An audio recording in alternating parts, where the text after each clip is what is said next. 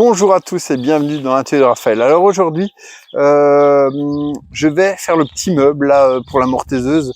Je t'en ai parlé la semaine dernière. J'ai retrouvé une petite mortaiseuse multico là sur le Bon Coin. J'ai été la chercher. Il n'y a pas de support avec, donc je vais faire un petit support façon ce qui se fait un petit peu chez Multico. Et du coup, je vais donc il y aura une petite inclinaison, 3 degrés. Et on regarde tout ça en images.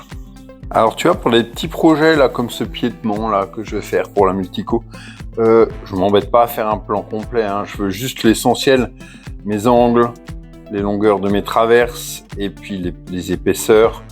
Et encore tout ça c'est assez relatif, hein. En général, quand c'est ce genre de choses là, pour l'atelier, je vais taper vraiment, tu vois, dans des chutes. Donc là, pour les tracer correctement, tu vois, je le mets en place.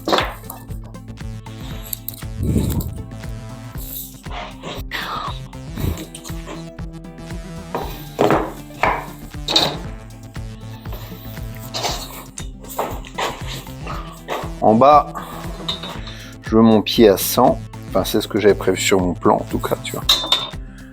En bas, je sais pas si tu as vu, hein, mais j'ai laissé ici environ 3 cm de rab.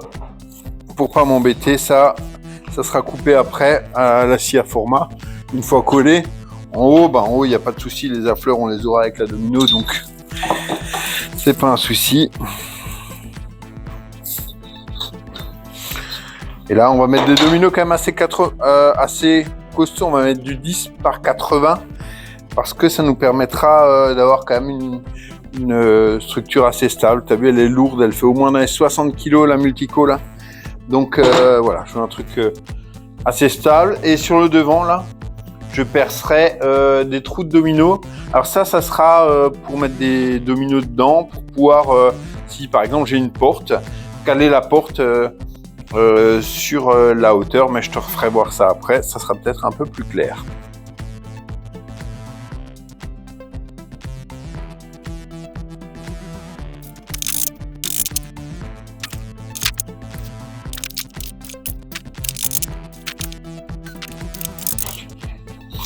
Bon, après tu vois, il n'y a pas à dire, hein, quand t'as pas à t'embêter avec les cales et tout, tu gagnes quand même pas mal de temps, hein.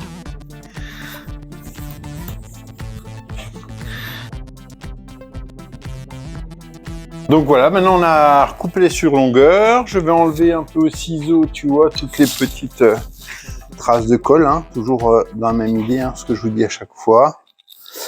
Et puis je vais percer tous mes trous de domino, je te disais.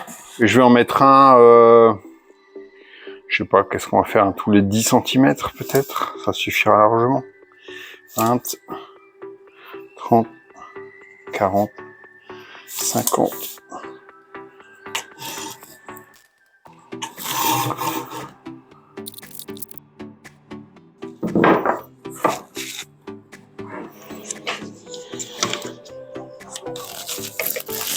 Donc là, je vais mettre des lamellos, tu vois, comme ça viendra pas en concurrence avec mes dominos qui sont là à l'intérieur, hein. Si tu veux, là, il y a mon domino qui doit être là, qui fait 80. Ça, c'est ceux de dessus.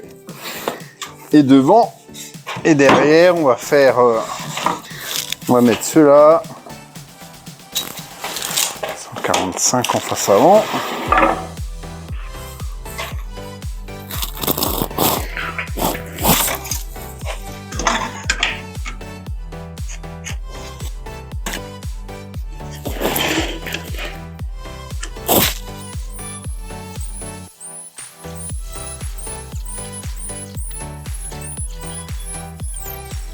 Alors tu vois, ça serait un vrai meuble, je poncerai un petit coup à l'intérieur parce qu'il va être un peu plus embêtant à poncer. Mais là, ça reste clairement un meuble d'atelier, donc je m'embête pas plus que ça.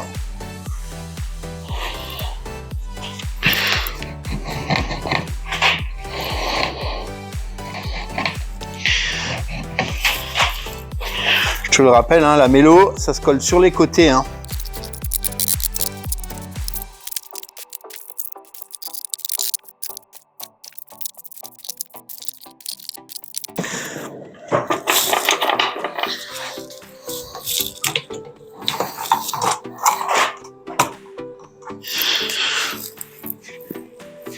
Et voilà à quoi ça peut ressembler. Alors comme j'étais trop impatient pour attendre, eh ben j'ai déjà fixé dessus alors que j'ai encore mes serre-joints.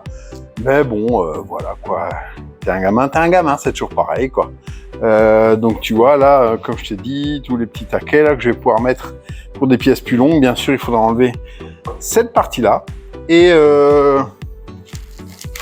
voilà, je pense que ça sera pratique. Peut-être je mettrai en dessous une petite étagère ou un petit bac, histoire de mettre peut-être les bédanes et puis un peu d'outillage. Ça, je verrai un peu l'usage. Alors oui, un petit truc auquel j'avais pas pensé, que j'ai dû rajouter, tu vois, ces deux cales ici, là, de 3 degrés, puisque forcément, si mon piétement est incliné de 3 degrés, il faut que ma mortaiseuse le soit aussi. Alors, le petit truc pour couper tes pieds ou des petites cales comme ça à 3 degrés, puisque en fait, ta graduation de ta table, là, les 3 degrés, en fait, c'est pas réellement 3 degrés, hein, c'est toujours 3 degrés par rapport à 90 degrés. Donc, si je règle ici à 3 degrés, hop, je serre, tu remarqueras que j'ai pas réellement 3 degrés. Je ne pourrais pas couper mes 3 degrés sur ma cale. Hein. Ma cale, si je coupais mes 3 degrés, c'est comme ça. Donc, la petite astuce, c'est de rajouter un bout de panneau, d'avancer ta règle, tu vois, au plus près pour avoir un appui, de la resserrer. Et là, en faisant comme ça, eh ben, tu peux couper tes morceaux à 3 degrés. Alors le mieux, c'est d'avoir, comme j'avais avant, un bout bien plus large. Donc tu vois, ma règle, elle est à 3 degrés. Il faut que tu prennes un bout quand même suffisamment large pour pas te mettre les doigts là, vers la scie. Hein. On est d'accord? Tu pointes, hop.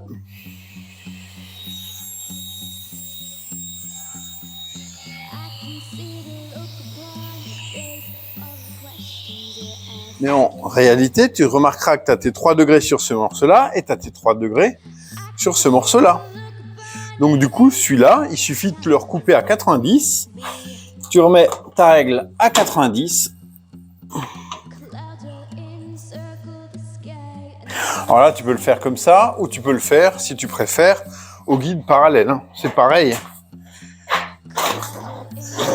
C'est peut-être même un peu plus pratique de le faire au guide parallèle. Puisque au guide parallèle, tu as en plus, enfin souvent en tout cas, la coupe micrométrique.